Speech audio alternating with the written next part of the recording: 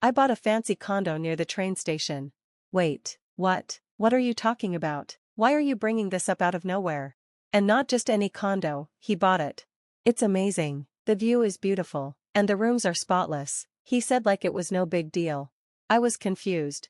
It turns out, while I was staying at my parents' house, he sold our current apartment and bought the condo behind my back. Then, he moved in without even telling me. No way, where did you get the money for this? I was panicking, but he stayed calm and smug. Oh, I used the money from selling our apartment to make the down payment, he said. What? And by the way, I'm going to live here with mom and dad. I don't need a freeloader like you hanging around. He decided, without asking me, to live with his parents and kick me out of the picture. I was so shocked I didn't even know what to say. My name is Lily, I'm 32 years old, pregnant, and a stay-at-home wife. I'm 8 months along and counting the days until I meet my baby. My husband, David, is 35 and works for a big company.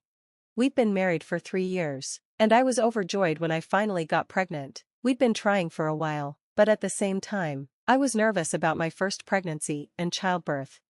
To relax, I visited David's parents' house often. Lily, you're going to be a mom soon, how does it feel? Honestly, it doesn't feel real yet, I'd reply with a nervous smile. The one asking was Rachel, the wife of David's brother, Ethan. She's the reason I enjoyed going to my in-laws' house. I didn't talk much to Ethan, but Rachel and I became good friends. She's a stay-at-home mom too and lives with my in-laws.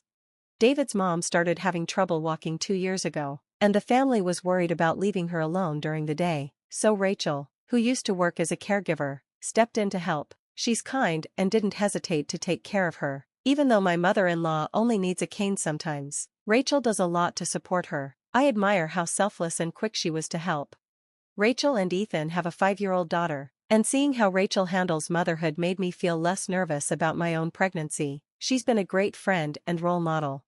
Time went by, and I had just 1 month left until my due date. I'd been planning this for a while, so I decided to stay at my parents' house to prepare for the baby's arrival. Even though my belly felt heavy, I enjoyed shopping for baby clothes and imagining life with my little one. It was so relaxing to spend time at my parents' home, and it felt refreshing to be back for a longer stay. 2 days past my due date, I started having contractions. I tried calling my husband, Ethan, but he didn't pick up. I also sent him a text, but he didn't reply. At first, I thought maybe he was busy with work or something serious had come up. But as the contractions got stronger, I didn't have time to dwell on it. My focus was completely on bringing my baby into the world. Thankfully, I gave birth to a healthy baby girl. When I held her in my arms for the first time, I felt pure happiness. It was like nothing else mattered. Ethan was supposed to be there for the birth, but he never showed up at the hospital. I wanted to confront him, but I was too exhausted, so I just sent him a text letting him know we had a baby girl and then fell asleep. Sometime later, I woke up to someone calling my name. Still sleeping? Huh, Ethan? Is it morning already? Come on, Lily, wake up, he said casually. When I opened my eyes, I saw Ethan standing there, with his parents behind him. He smiled and said, "Look, my parents came, you should thank them for coming." I couldn't believe it. I had specifically told Ethan I didn't want visitors right after giving birth. "Why didn't you reply to me yesterday?" I asked, annoyed. "Well, I had dinner plans with my parents," he said matter-of-factly. "Dinner plans? Are you serious?"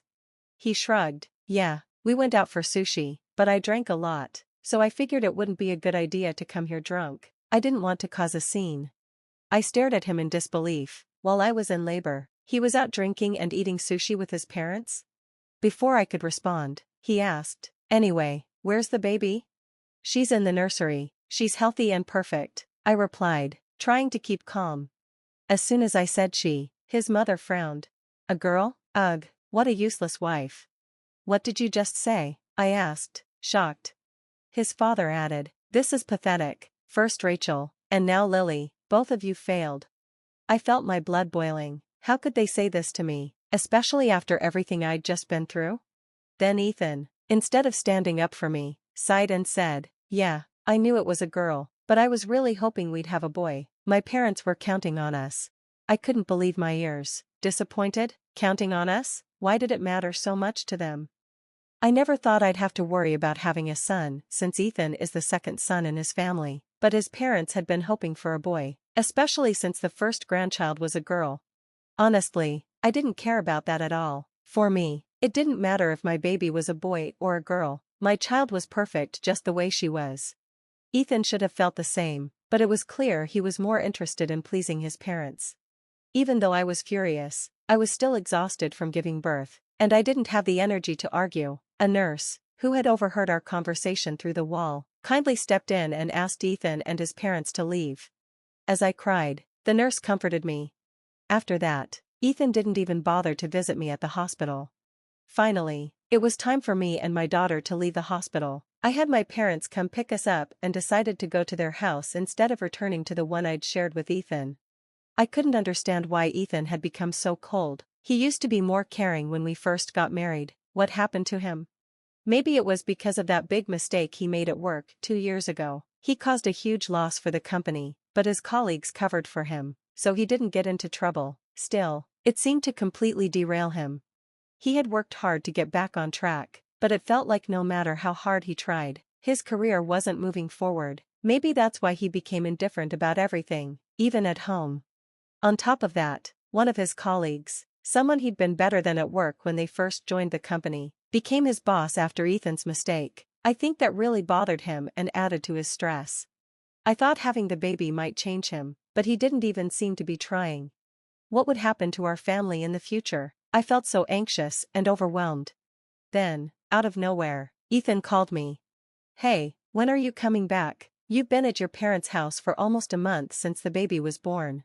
I wasn't ready to go back. "I'm sorry, I'll come back soon," I replied, not knowing what to say. It was time to get it together for my daughter and move forward.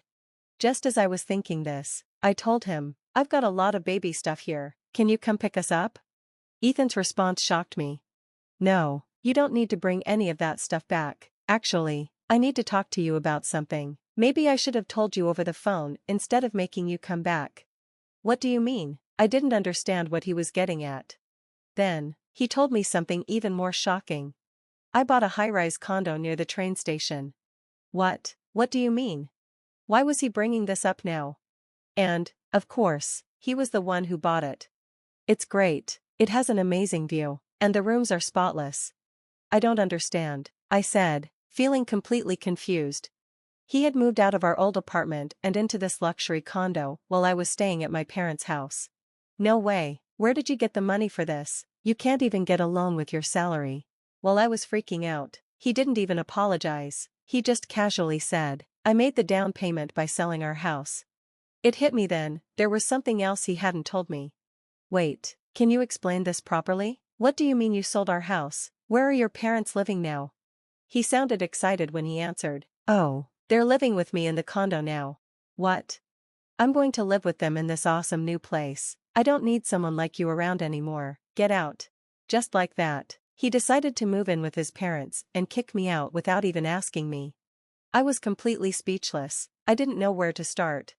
Not only had Ethan suddenly started calling his parents mommy and daddy, but now he was living with them in the condo, and on top of that, he told me to leave, basically demanding a divorce. I just sat there, stunned, while he went on, "You're so cocky just being a housewife. You're nothing without my salary. You've just been lazy lately." "What are you talking about? That was only because of the horrible morning sickness," I shot back. I had been busy until the moment I gave birth, but he wouldn't listen.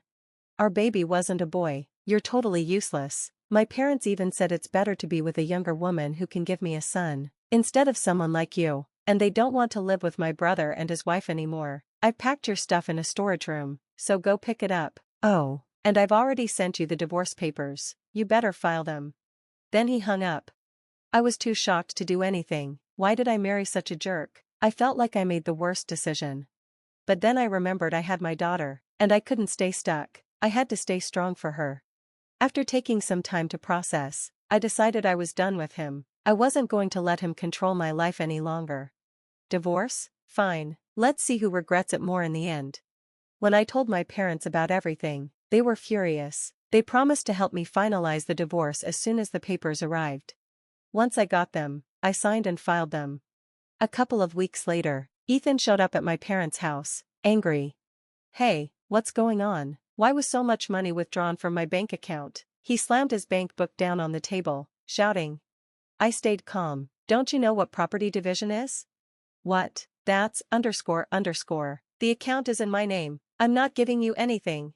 I was done with him. Do you forget? When your salary dropped because of that stupid mistake at work, I started a side job from home. I contributed just as much as you. It's our shared property. I'm taking my share back. You're joking. I don't believe it. That's when my dad, who had been quiet up until now, spoke up. How about we take you to court over this? What? How dare you insult my daughter like this? I feel sorry for her that she had to deal with someone like you. Get out of here. My dad, who was a policeman, scared Ethan enough that he just ran out of the house. From that day on, I managed to break off the relationship with Ethan without much trouble. We also settled everything about dividing our assets. Since then, I've been focusing on raising my daughter at my parents' house. Parenting is getting easier, and most importantly, my daughter is just too cute. I'm living a happy life with my adorable baby girl. A few months later, I started receiving unexpected calls from an unknown number. I kept ignoring them, thinking it was probably work-related, but the calls kept coming, so I decided to pick up. Hello? Hello, Sarah. It was Ethan. What do you want? How are you doing, huh? I don't really want to talk to you about that. Can I hang up now? Wait. Oh, can you come back here? What? I'm having trouble paying the mortgage for the condo. They're going to kick me out. Oh, okay. I'm not surprised. You're out of money, aren't you? Yeah. I ran out of savings. My dad hurt his back, so he had to quit his job. Mom brags to her friends, but she's always complaining. It's a mess. Haha, sounds like your parents. I don't know what to do anymore. It made sense now. He shouldn't have even passed the home loan screening with his salary. I guess he had used his savings, his dad's salary, and a loan to buy the condo. But now, with his dad unable to work and his mom spending all their money, he couldn't keep up with the payments. I found out my bank balance was zero, and I'm being told to leave if I don't pay by next week. Please come back, Sarah. We really loved each other once. After laughing for a moment, I spoke calmly. Give me a break. You just want to take advantage of me whenever it's convenient, don't you? You're counting on my salary and just want someone to clean up after you. No. He fell silent after that. You also called me a parasite, didn't you? Wouldn't I just get in the way if I came back? Well, I didn't mean it like that. As he made excuses, I remembered something else I'd been worried about.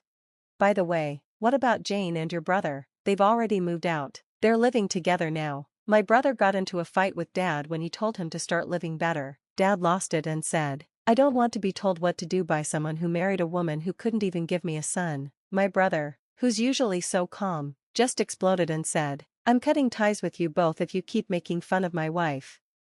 I see. Your brother seems like a decent person. It's good to know he cares about Jane.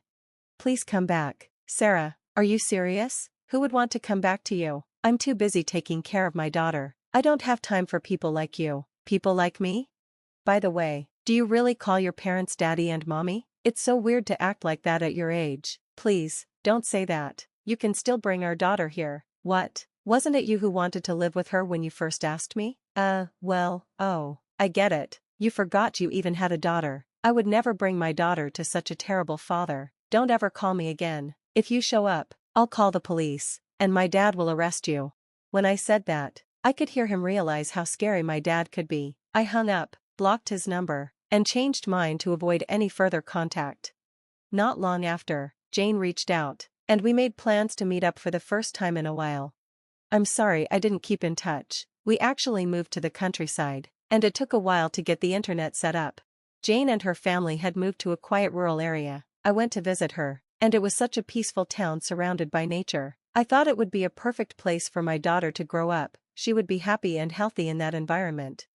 Later, my brother-in-law told me about Ethan and his parents. They were eventually evicted from the condo and left with debt. Now Ethan is still taking care of his parents, struggling to make ends meet. It was no surprise. Meanwhile, I work from home and live with my parents. I can work from anywhere, so I decided to spend a few days at Jane's house and then head back to spend time with my daughter. When my daughter is older, Maybe we can move to the countryside and live close to Jane. I'm excited about the future and the life we're building. Buying a condo while your wife is pregnant, who does that? Maybe if you're rich, but not with a regular income. Either way, I'm glad to be away from that awful husband. I hope Jane and her family continue to live happily together. Thanks for watching to the end. Please subscribe if you liked the story, and I'll see you in the next video.